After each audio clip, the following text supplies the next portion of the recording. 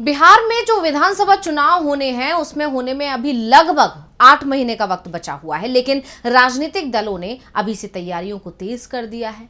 खासकर बीजेपी का पूरा फोकस इस बात पर है कि कैसे बिहार में बीजेपी का सीएम बनाकर अटल बिहारी वाजपेयी को सच्ची श्रद्धांजलि दी जाए। आपको याद भी होगा डिप्टी सीएम विजय सिन्हा का वो बयान जिसमें उन्होंने अपने कार्यकर्ताओं को कहा था कि अटल बिहारी वाजपेयी को सच्ची श्रद्धांजलि तब मानी जाएगी जब बीजेपी की सरकार बनेगी बिहार में। यानी उनका इशारा था कि अब बीजेपी का सीएम बिहार में बनना चाहिए। यही वजह है कि बीजेपी के सहयोगी खासकर नीतीश कुमार बीजेपी से अब उखड़े उखड़े नजर आ रहे हैं, क्योंकि बीजेपी सीएम फेस को लेकर अपना स्टैंड क्लियर नहीं कर रही है और वो अब बीजेपी की चाल को समझ चुके हैं। यानी नीतीश कुमार समझ चुके हैं कि बीजेपी उनके साथ खेल कर सकती है। और इन सब के बीच में जहां बीजेपी और जेडीयू के बीच खींचतान चल रही है, नीतीश कुमार दबाव बनाने की कोशिश कर रहे हैं। यहां तक कि उन्होंने निशांत कुमार यानी अपने बेटे को भी आगे कर दिया है और वो भी एनडीए पर और बीजेपी पर दबाव बना रहे हैं कि वो सीएम फेस जल्द से जल्द घोषित करे। सीट बंटवारे में भी नीतीश कुमार चाहते हैं कि बड़े भाई की भूमिका इस बार जेडीयू की रहे। इन तमाम चीजों के बीच में अब मोहन भागवत यानी आरएसएस चीफ बिहार के दौरे पर आ रहे हैं और इस दौरे ने भी राज्य का सियासी पारा गर्मा दिया है। सवाल उठने लगे हैं कि आखिर चुनाव से पहले क्यों बिहार जा रहे हैं मोहन भागवत? क्या बीजेपी आरएसएस ने नीतीश कुमार के खिलाफ कोई बड़ा प्लान बना लिया है? आखिर क्यों लग रहे हैं ऐसे कयास? इन्हीं सवालों के जवाब जानने की हम अपनी स्पेशल रिपोर्ट में करेंगे कोशिश। नमस्कार, मैं हूं अंशिता। तो इस वक्त सबसे बड़ा सवाल यह है कि आखिर मोहन भागवत के बिहार दौरे ने नीतीश कुमार की चिंता क्यों बढ़ाई हुई है, इसी पर चर्चा करेंगे। तो जैसा कि आप जानते हैं कि जिस भी राज्य में चुनाव होते हैं वहां आरएसएस एक्टिव हो जाती है और जमीनी स्तर पर बीजेपी को मजबूत करने का काम करता है। उसी तरह अब आरएसएस और बीजेपी दोनों का फोकस इस वक्त बिहार पर है, क्योंकि इस साल के आखिर में अब बिहार में ही चुनाव होने और उसके बाद जो 5 राज्यों के चुनाव और हैं उस पर आरएसएस का ध्यान शिफ्ट हो जाएगा। और जैसे कि अभी खबर भी आ रही है कि अभी बिहार जा रहे हैं मोहन भागवत, तो उसके बाद वो बंगाल पर फोकस करेंगे। यानी बिहार के बाद उनका बंगाल पर दौरा है। यानी जहां जहां चुनाव है अब आरएसएस वहां के लिए तैयारी में लग गई है। तो बीजेपी के दिग्गज बिहार में चुनाव की तैयारियों में लगे ही हुए हैं कि अब आरएसएस चीफ मोहन भागवत ने भी मोर्चा संभाल लिया है और वो बिहार पहुंच गए हैं। लेकिन यहां बड़ा सवाल यह है कि भागवत की बिहार में एंट्री ने नीतीश और उनकी पार्टी की चिंता को आखिर क्यों बढ़ा दिया है? क्या है बीजेपी का वो प्लान?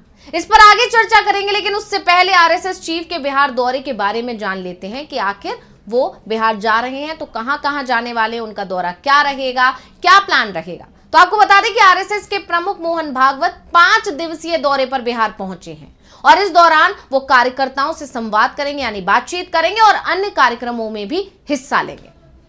एक पदाधिकारी ने ये जानकारी दी है। पदाधिकारी ने भी बताया कि भागवत विमान से पटना पहुंचे और फिर मुजफ्फरपुर के लिए वो रवाना हो गए। आरएसएस प्रमुख 9 मार्च तक मुजफ्फरपुर में रहेंगे। उनके स्वयंसेवकों और संघ से संबंधित अन्य संगठनों से जुड़े लोगों से उनके मिलने की उम्मीद बताई जा रही है और जानकारों को तो ये दावा है कि ये उम्मीद नहीं है बल्कि उनका मिलना तय है, क्योंकि वो फिर निर्देश देंगे कि कैसे जमीनी स्तर पर उतरकर बीजेपी के लिए काम करना है, कैसे जमीन पर उतरकर जन जन तक पहुंचना है और बीजेपी के लिए चुनाव प्रचार करना है। तो सरसंघ चालक का जो ये दौरा है ये राज्य में विधानसभा चुनाव से कुछ महीने पहले हो रहा है, जहां पर भाजपा अपना आधार बढ़ाने की कोशिश कर रही है। ऐसे में जानकारों का दावा है कि आरएसएस बीजेपी की मजबूती के लिए जमीन पर काम करेगी। और ऐसा क्यों कहा जा रहा है? इसके पीछे की वजह है पिछले विधानसभा चुनाव जो अभी हाल ही में हुए हैं, क्योंकि आप जानते हैं कि पिछले जो भी विधानसभा चुनाव हुए हैं उनके नतीजे ये बताते हैं कि जहां जहां आरएसएस एक्टिव नजर आई वहां वहां बीजेपी को जीत मिली। खासकर हरियाणा और महाराष्ट्र की बात कर लेते हैं तो यहां पर यानी इन दोनों राज्यों में तो जीत का पूरा क्रेडिट ही आरएसएस को जाता है, क्योंकि दोनों ही राज्यों में बीजेपी की हालत बेहद खस्ता थी। जो सर्वे रिपोर्ट्स इन दोनों राज्यों से आ रहे थे उसमें बीजेपी को करारी हार मिल रही थी। हरियाणा की अगर बात करें तो वहां के सर्वे रिपोर्ट्स में दावा किया जा रहा था कि इस बार कांग्रेस की लहर थी और वहीं महाराष्ट्र में भी एमबीए ही जीतता हुआ दिखाई दे रहा था। लेकिन जब नतीजे आए तो खुद बीजेपी को भी विश्वास नहीं हुआ कि उसने इतना जबरदस्त प्रदर्शन किया। हरियाणा में जबरदस्त जीत हासिल की, तो वहीं महाराष्ट्र में बीजेपी ने सहयोगियों की भी टेंशन बढ़ा दी, क्योंकि अकेले ही दम पर उसने 3 अंकों का आंकड़ा छू लिया, जबकि यह माना जा रहा था कि 2 अंकों का आंकड़ा छूना भी इस बार बीजेपी के लिए मुश्किल हो रहा है, यानी 2 अंकों में ही सिमट कर रह जाएगी। और खुद देवेंद्र फडणवीस के बयान से इस बात के संकेत मिले थे, जब उन्होंने कहा था कि इस बार जमीन पर बहुत हालत खराब है और इस बार बिना सहयोगियों के जीतना मुश्किल है। यानी साफ था कि बीजेपी मानकर चल रही थी महाराष्ट्र में उसको जीत नहीं मिलने वाली है, लेकिन जब नतीजे आए तो खुद बीजेपी के भी नेता और कार्यकर्ता और समर्थक हैरान रह गए कि बीजेपी आज इस हालत में है कि वो अकेले के दम पर भी सरकार चला सकती है, बस उसे 10 से 12 विधायकों के समर्थन की जरूरत है, जो जोड़ना उसके लिए बहुत कोई बड़ी बात नहीं है। खैर, वापस आते हैं बिहार के मुद्दे पर। तो जैसे ही खबर आई कि मोहन भागवत अब बिहार जा रहे हैं, तो एक बार फिर महाराष्ट्र और हरियाणा चुनाव के नतीजों का जिक्र होने लगा, क्योंकि दोनों ही राज्यों में बम्पर जीत के पीछे की वजह आरएसएस की कड़ी मेहनत को बताया गया था। क्योंकि जिस तरह से लोकसभा चुनाव में आरएसएस की बीजेपी से नाराजगी का खामियाजा बीजेपी भुगत चुकी थी, बीजेपी से नाराज था आरएसएस, और आरएसएस ने पूरी तरह से लोकसभा चुनाव से पहले बीजेपी से दूरी बना ली थी। और इसकी वजह आप सभी जानते हैं, जेपी नड्डा का एक बयान था जिसमें उन्होंने कहा था कि अब बीजेपी अपने बलबूते परिपक्व हो चुकी है, उसे आरएसएस जैसी किसी भी संगठन की जरूरत नहीं है। और इसका नतीजा यह हुआ था कि आरएसएस ने पूरी तरह से लोकसभा चुनाव में बीजेपी का साथ छोड़ दिया था और बीजेपी बहुमत भी नहीं छू पाई थी। इसके बाद जब 5 राज्यों के चुनाव आने वाले थे, उससे पहले ही बीजेपी संघ को मनाने में जुट गई। भागवत की सिक्योरिटी बढ़ा दी गई उन्हें खुश करने के लिए। खुद जेपी नड्डा, जिनके बयान से आरएसएस चीफ नाराज हुए थे, पूरा आरएसएस नाराज हुआ था, वो आरएसएस के कार्यक्रम में शामिल होने पहुंचे और आरएसएस चीफ को मनाने की कोशिश की, और कुछ हद तक बीजेपी को इसमें कामयाबी भी हासिल हुई।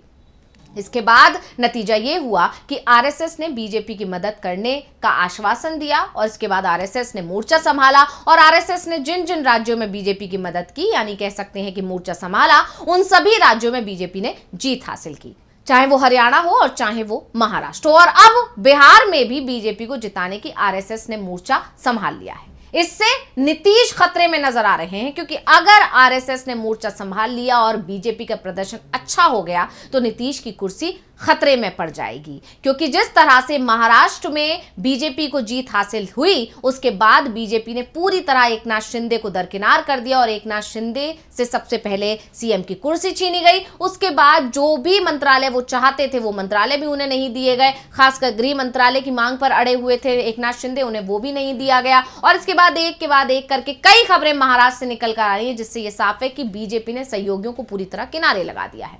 ऐसे में अगर महाराष्ट्र की तरह बिहार में भी आरएसएस के एक्टिव होने के चलते बिहार में बीजेपी की स्थिति मजबूत हो जाती है, तो उससे नीतीश कुमार को सबसे ज्यादा खतरा है, सबसे ज्यादा खामियाजा नीतीश को भुगतना पड़ेगा, क्योंकि बीजेपी इस वक्त इसी बात पर अड़ी हुई है कि वो नीतीश को सीएम की कुर्सी नहीं देना चाहती अगर जीत एनडीए की होती है तो।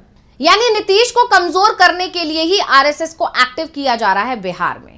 अब से मोहन भागवत ने ही नीतीश की चिंता नहीं बढ़ाई है, बल्कि बीजेपी एक और प्लान पर काम कर रही है, और वो है विजय सिन्हा की एक यात्रा। बिहार में इस साल के आखिर में विधानसभा चुनाव होने वाले हैं, और चुनाव से पहले नीतीश सरकार जनता के बीच अपनी उपलब्धियों को बताने के लिए लगातार जनसंपर्क अभियान चला रही है। इसी क्रम में मुख्यमंत्री नीतीश कुमार प्रगति यात्रा निकालने में लगे हुए हैं। लेकिन अब जानकारी मिल रही है कि नीतीश कुमार की इस यात्रा की काट ढूंढ ली है डिप्टी सीएम विजय कुमार सिन्हा ने, और वो अब एक यात्रा निकालने वाले हैं। और अब जानकारी मिली है कि बजट सत्र खत्म होने के बाद विजय सिन्हा अपनी यात्रा की शुरुआत करेंगे और पूरे प्रदेश का भ्रमण करेंगे, और उनकी यात्रा किसानों पर आधारित होगी, ऐसा कहा जा रहा है। लेकिन जानकारों का दावा है कि नीतीश कुमार की प्रगति यात्रा की काट के तौर पर ही विजय सिन्हा ये यात्रा निकाल रहे हैं। अब आप जानते हैं कि विजय सिन्हा ने ही सबसे पहले ये बात कही थी कि अटल बिहारी वाजपेयी को सच्ची श्रद्धांजलि तब होगी जब बिहार में बीजेपी की सरकार बनेगी, यानी बीजेपी का सीएम आएगा। और अब विजय कुमार सिन्हा ही ये यात्रा निकालने जा रहे हैं। अब विजय सिन्हा के इस यात्रा निकालने के पीछे की एक बड़ी वजह नीतीश कुमार से उनकी नाराजगी भी बताई जा रही है। जैसे कि आप जानते हैं अभी कुछ दिनों पहले उनसे एक विभाग वापस लिया गया है, और ये वही विभाग था जिसके आधार पर विजय सिन्हा ने तेजस्वी यादव पर गंभीर आरोप लगाए थे, बड़े घोटाले के आरोप लगाए थे। उसके बाद 1 महीने बाद ठीक 1 महीने बाद उनसे वो विभाग ही वापस ले लिया गया और इसको लेकर भी ये माना गया कि कहीं ना कहीं नीतीश कुमार ने उनको इसी बात की सजा दी है क्योंकि उन्होंने तेजस्वी यादव पर हमला बोला था। वहीं दूसरी तरफ जेडीयू और बीजेपी के बीच जो खटास पड़ती दिखाई दे रही है, जो खाई पड़ती दिखाई दे रही है, उसकी वजह से भी यहां पर माना जा रहा है कि बीजेपी खुद को जमीनी स्तर पर मजबूत करने में लगी हुई है और इसीलिए आरएसएस को भी एक्टिव कर दिया गया है। आप जानते हैं कि पीके की तरफ से लगातार ये दावे किए जा रहे हैं कि चुनावों के बाद एनडीए टूट जाएगा, लेकिन उससे पहले ही जेडीयू के एक बड़े नेता का बयान आ गया और उन्होंने कहा कि एनडीए टूटेगा नहीं बल्कि एनडीए तो टूट चुका है। क्या कुछ बोले थे, पहले सुन लेते हैं। कोई एनडीए का विधायक दल गठित नहीं हुआ है। जो घटक दल हैं अलग अलग हैं।